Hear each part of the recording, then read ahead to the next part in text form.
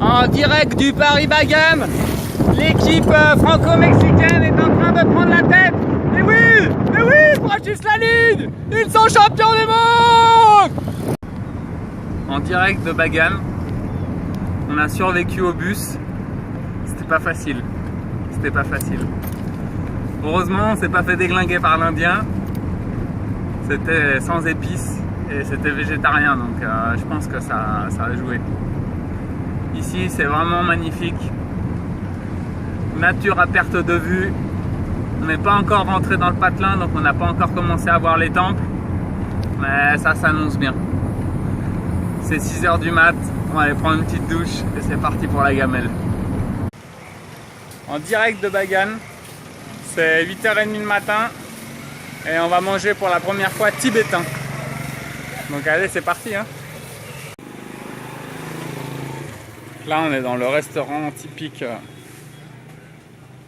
de Bagan, ça paye pas de mine.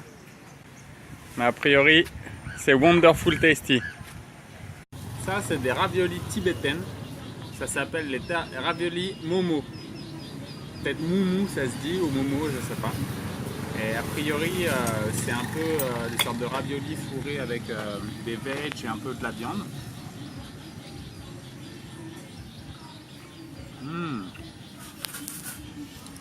C'est super bon parce que en fait la pâte c'est un peu une pâte à naan indien, un peu plus fine et pas trop grasse et du coup ça reste un peu tendre, c'est pas trop sec et c'est vraiment tip top.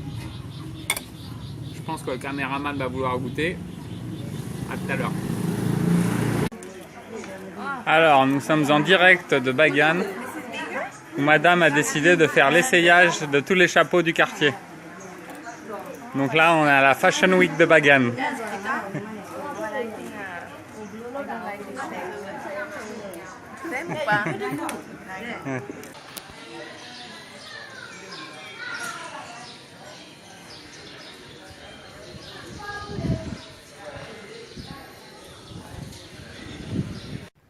En direct de Bagan, c'est vraiment très impressionnant. T'as des milliers de temples partout. Il y en a des dorés, il y en a plus en pierre ancienne. D'après ce que j'ai vu, il y en a du 10e siècle, quoi. Donc c'est quand même des œuvres d'art, quoi. Et il y a quelques petites routes principales, légèrement goudronnées, avec des petits restos indiens, chinois, tibétains, népalais et beaucoup d'artisanat. Très joli. Je vous ferai une petite séquence tout à l'heure, vraiment impressionnant. J'hésite déjà à ramener quelques petites choses. On va voir ça.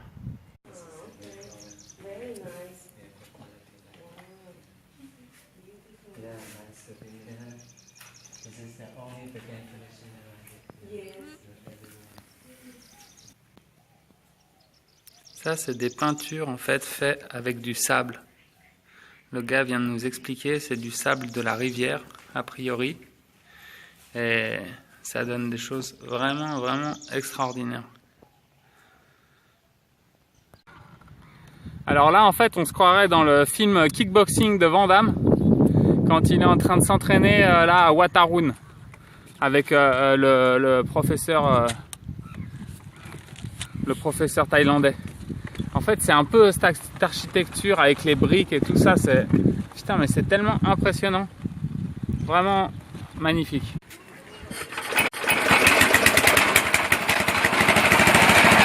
Alors là, c'est un petit jus à la canne à sucre.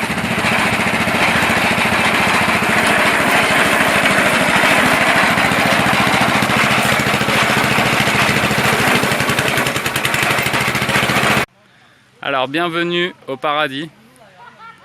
Là, c'est la méga rivière qui traverse Bagan. Je me souviens plus le nom de la rivière, mais je vous le dirai un peu après. C'est vraiment énorme. Et là, t'es pépère, t'es posé, t'as tes transats, petite bière.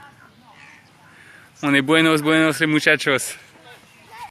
C'est vraiment impressionnant. La plupart des temples, ils ont plus de 1 millénaire. C'est vraiment magique. On sent qu'il y a une énergie surpuissante ici. Et il n'y a pas beaucoup de touristes et ça c'est vraiment très très agréable.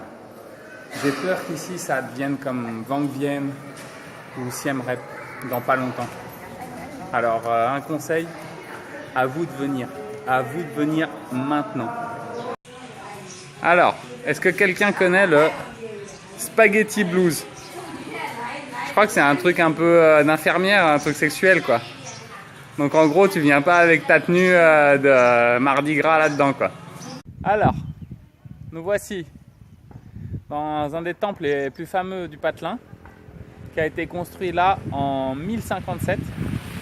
Et a priori ce gros temple là qu'il y a là derrière, il a abrité les cheveux de Bouddha donc au XIe siècle. Donc a priori c'est quelque chose, c'est vraiment un des temples phares de ce courant religieux quoi. On va aller voir ce que ça donne de plus près. Alors là on est dans le plus grand temple de Bagan. Il y a grave de chauves-souris. Dehors il doit faire 50 degrés. Et là dedans franchement autour d'un 25 avec un vent impressionnant. Mais il y a une odeur de fiente de chauve-souris. Je connaissais pas cette odeur. Là, j'aurais dit que c'était un pigeon mort ou un truc comme ça. Et là, ça sent vraiment fort. Mais je sais pas si on les voit. Si, c'est les points noirs là-bas. Là. Alors que là, c'est 14h, quoi, tu vois. Là, on les voit bien, les chauves-souris. C'est tous les points. Là, tous les trucs noirs, là. Dans chaque coin, il y en a. Et vraiment, ça sent très fort. Je crois que dans je sais plus quelle culture ils bouffent cette fiente là où ils en servent comme fertilisant. Mais en tout cas, il faut vraiment que ça soit bien gardé parce que ça pue vraiment très fort. Ce qui devait arriver arriva. J'ai marché dans la merde de chauve-souris du pied droit. Alors est-ce que c'est comme le truc du chien, pied gauche, pied droit, ça porte bonheur, ça porte malheur? En tout cas, j'en ai partout. Donc on va voir comment ça part, l'odeur. Mais en tout cas, c'était bien crémeux. Je vous passe les détails. Bienvenue au Myanmar. Les bufflettes, bufflonnes, sont en liberté. Trop bien. Au milieu des temples. Nous voilà à Bagan. Je vais vous montrer la salle de muscu et on va faire du muscle. 2, 1, top.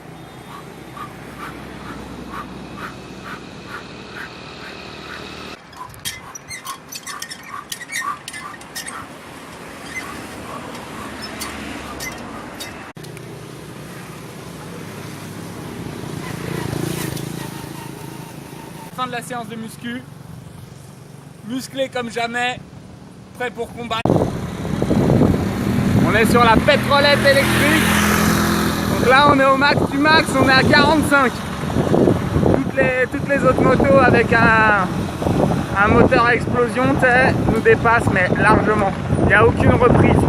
S'il y a une petite côte de 5%, bah, Tatiana doit descendre et pousser. Au top.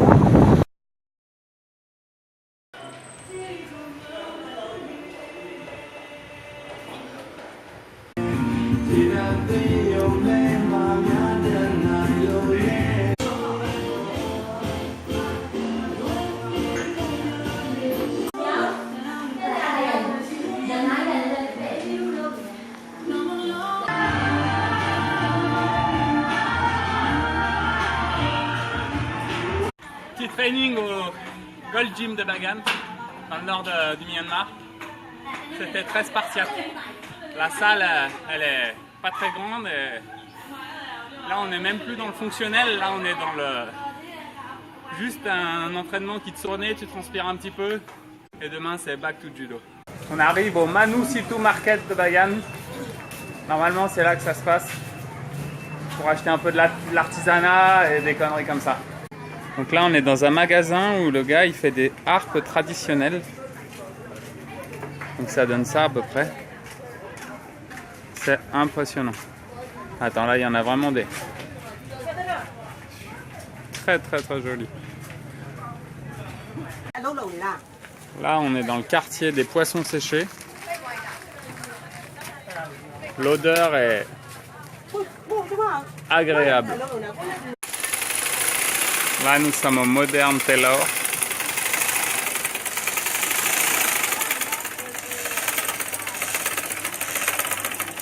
Donc là, les chats ont certifié les coussins.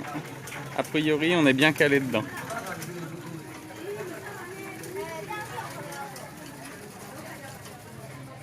Tous les putains de 20 mètres, il y a un temple archéologique. Je te jure, c'est dingue. Il y a 2200 temples autour de nous. Et tous les 20 mètres, tu as un temple. Et ils sont tous autant magnifiques les uns que les autres. C'est vraiment... Il y a même des fois, tu as l'impression que c'est des châteaux. Tu as le temple où il y avait les cheveux de Bouddha. C'est vraiment... Il en faut beaucoup pour me surprendre. Mais là, je suis impressionné. Et là, vraiment, je la boucle. Il en faut beaucoup pour que je la boucle. Mais là, cette fois-ci, je la boucle. Je vais vous faire la review des différents types de massages. Entre l'indonésien, le thaï et le birman. Alors tout d'abord, l'indonésien, numéro 1. En fait, ils vont en profondeur et ils te bougent tous les nerfs de l'intérieur vers l'extérieur. Possibilité de le faire avec 2 personnes, donc à 4 mains. Et là, c'est vraiment quelque chose de particulièrement agréable. C'est vraiment, tu le sens en profondeur. Deuxième type de massage, le thaïlandais. Alors le thaïlandais utilise plutôt des points de pression. En fait, ces points de pression, ça va décontracter tout ce qui est muscles, tendons, ligaments. Ça va vraiment aller aussi en profondeur, mais ça va être assez violent au niveau en fait des points de pression. Et on va se sentir même que c'est douloureux.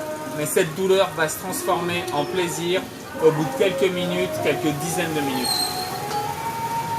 Le troisième type de massage, c'est le birman.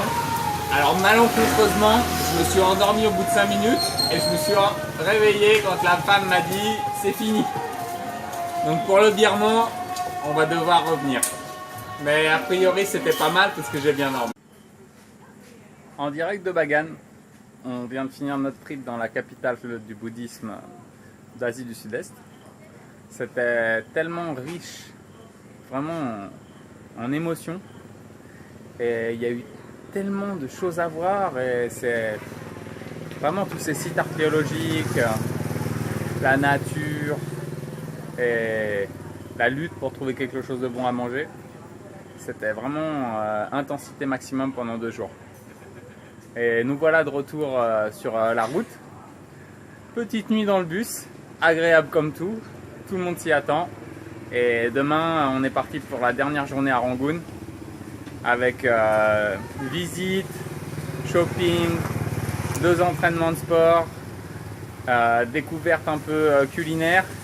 Et le soir, ça sera, c'est parti en avion, retour en Thaïlande. Donc restez branchés pour les nouvelles aventures. C'est parti!